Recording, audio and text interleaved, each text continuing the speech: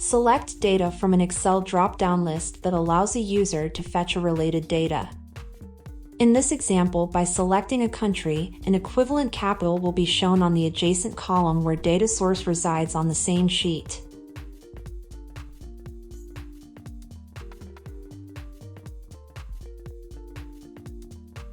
And a drop-down list example where data resides on a separate sheet.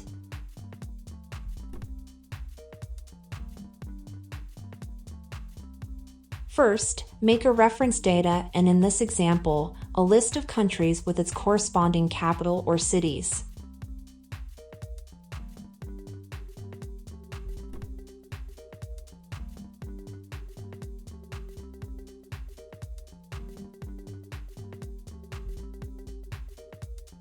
Now, to set the drop-down list, on the Data tab, click Data Validation and select Data Validation drop-down menu.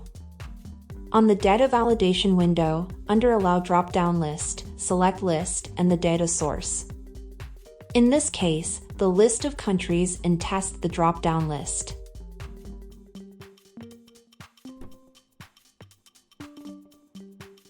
To show the corresponding capital, enter the function as shown in the video.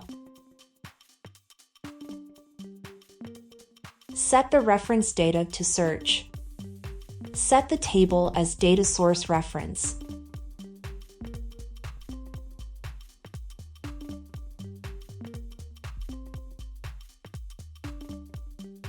Set the column to display, and in this case, the column capital, and finally the range lookup to be exact match.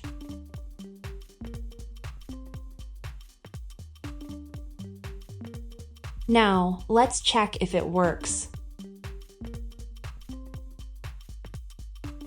Nice! To set up the drop-down list on a separate sheet or in Sheet 2 in our case. Same procedure as previously shown, but in this case, the reference will be from sheet number 1.